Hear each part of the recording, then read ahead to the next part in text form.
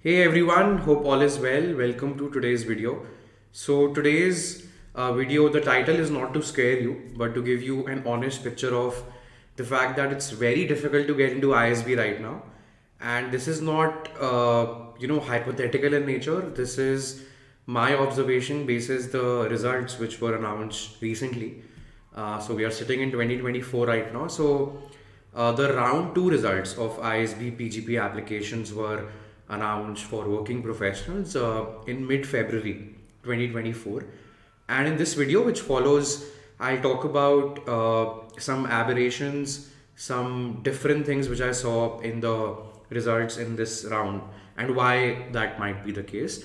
So I'll request you to stick till the end. If you are somebody who applied with ISB but could not get through, who applied in round three and is waiting for results, or anybody who is a future ISB applicant and wants to strong arm their candidature. So I'll talk about everything. But before I get started, just a small request as always, which is if you have liked our videos and content till now but haven't subscribed, and if you subscribe, it will help us in reaching out to more and more people, working professionals and college students who are confused about what to do with their careers. So a small request is to hit the subscribe button. But let's get started. So I'll take it step by step. So firstly, some context, which is why did I make this video? Why is there even a need to make a video which says that it's difficult to get into ISB?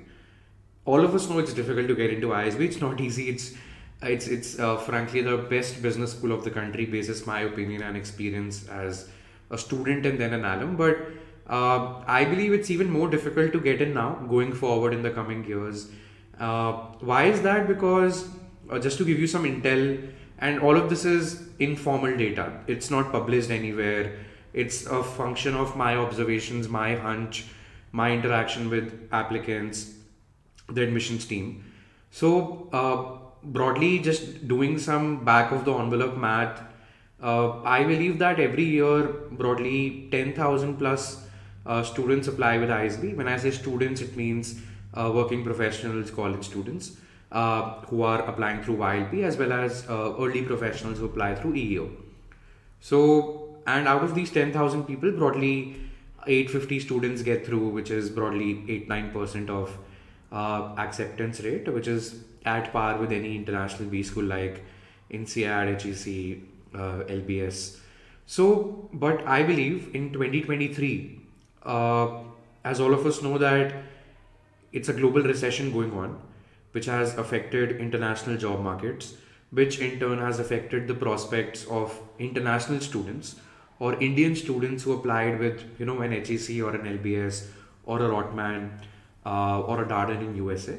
So since it's a global recession, so getting a job isn't as easy as it used to be, even for a tier 1 B school abroad in US, UK, or otherwise.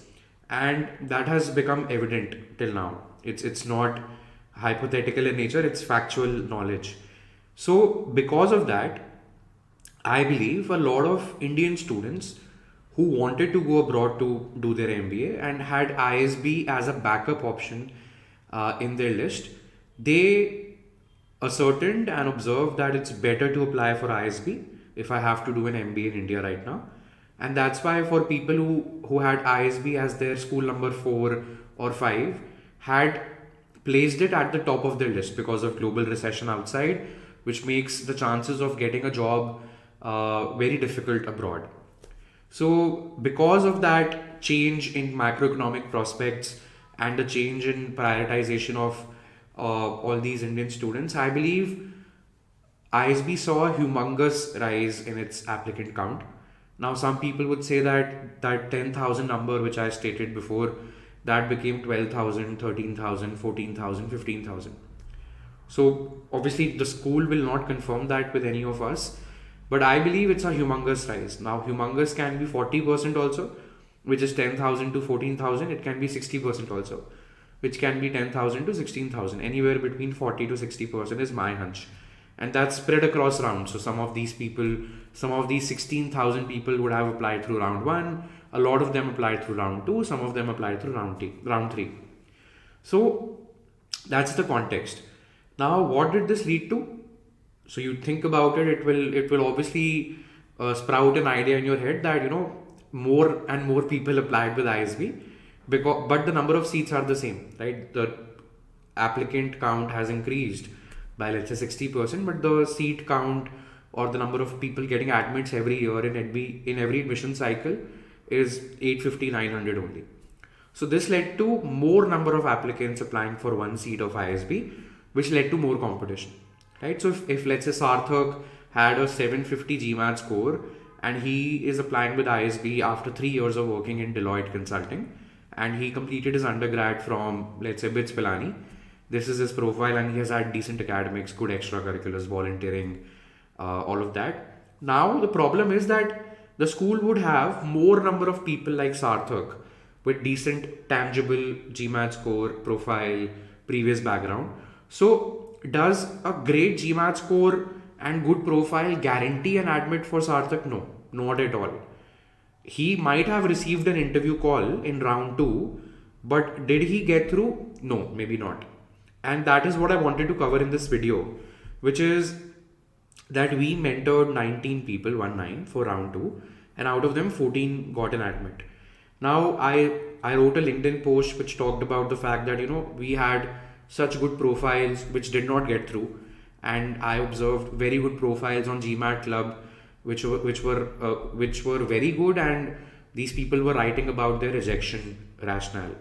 So just to talk about some of the profiles which I believe and I know have been rejected: somebody with 5 years of experience with McKinsey, 760 GMAT score; somebody who had a full-time startup in the food tech space.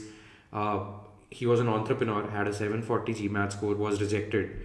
And there are multiple instances of people who had very stellar backgrounds academically, very good profiles in terms of the essays they wrote, the GMAT score that they had.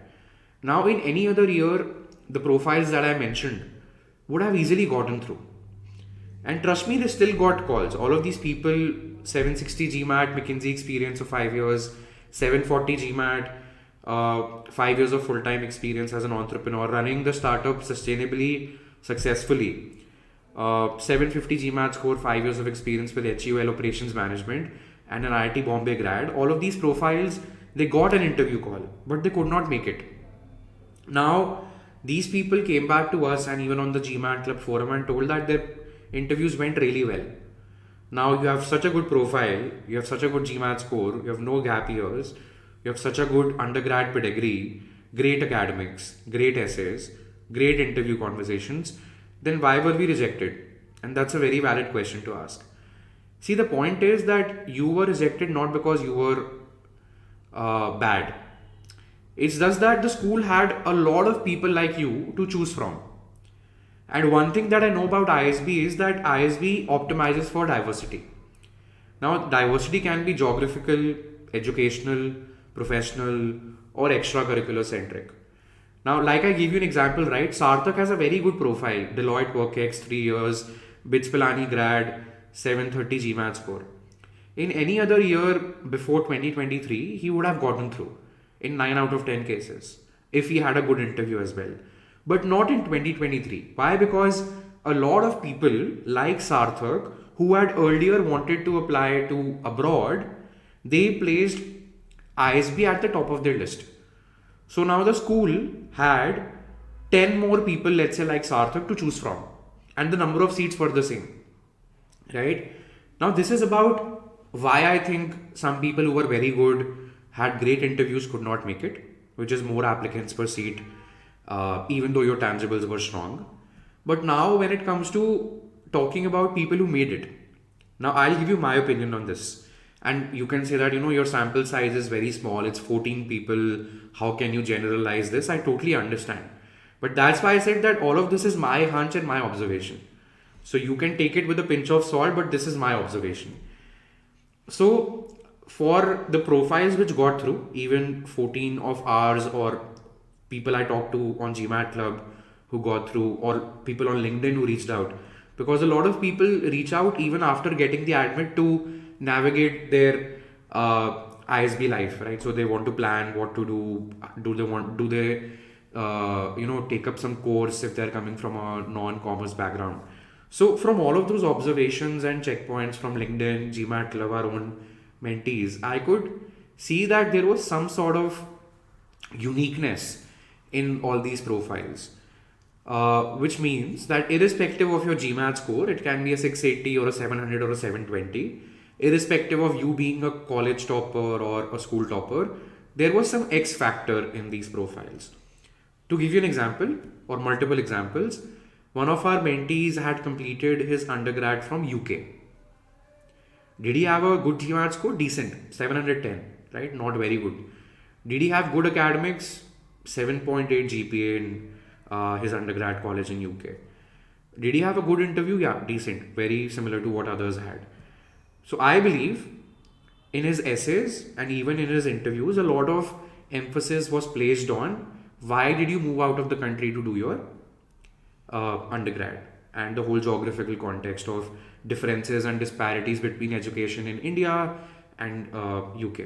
So this mentee had geographical diversity because he had done his undergrad from UK. Another mentee, she had completed her anthropology degree from Delhi University, right? So educational diversity. One of the other mentees, she had completed 2 years of work ex in her family business, where she was leading a category in the skincare space. One more mentee, she had been a part of the filmmaking club in her college, I think NIT Durgapur as far as I remember, and she had continued that filmmaking hobby or pastime even when she was working, and she talked about it a lot in her first essay and the interviews.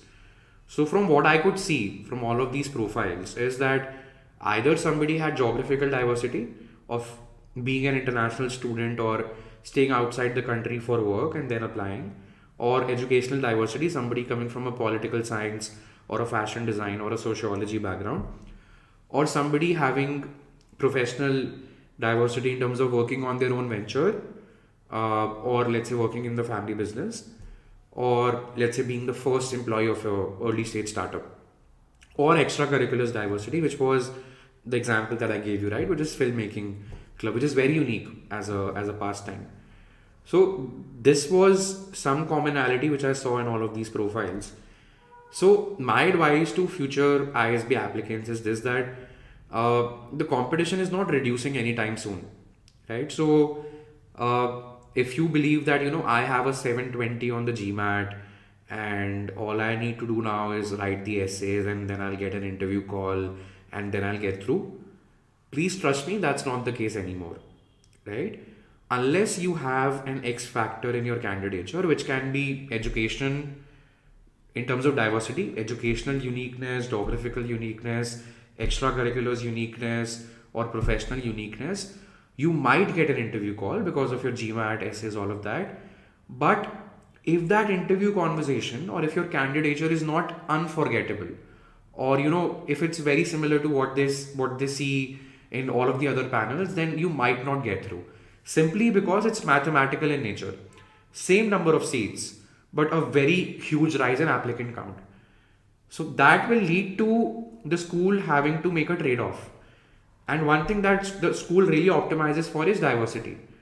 So it's up to you to figure out how to find that X factor, right? If you are somebody who has not done his undergrad from abroad, is not working in his or her own venture or an early stage startup or a family business, or if you are somebody who has not done an educational degree in very unique courses, then you can still find that X factor, which is through an extracurricular diversity, right? If you are somebody who did stand-up comedy in his or her college, you can still continue that and make it a recurring part of your essays and then the interviews. Just an example.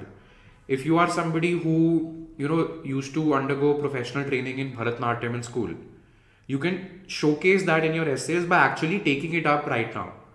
By actually teaching others Bharatanatyam, be it through an Instagram reel or be it through an online webinar or be it through an offline setup, right? But try to create that X factor if you already don't have that in your profile.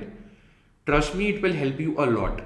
Be it you applying in round 1 2024, round 2, or in the later years. But I believe, given the competition for ISB, which will increase as we go ahead, a great GMAT score, good essays, good interview conversations might not cut it. You will still need something else in your profile simply because of the ever increasing competition. But I hope the long video was helpful. And if you have any doubts regarding your profile, how you can find the X factor, what are your chances, when can you prepare for the GMAT, feel free to write to me on email, or you can just drop me a text on WhatsApp, or you can go to the link in the description box of this video and you can get in touch. I wish you all the best and I'll see you very soon.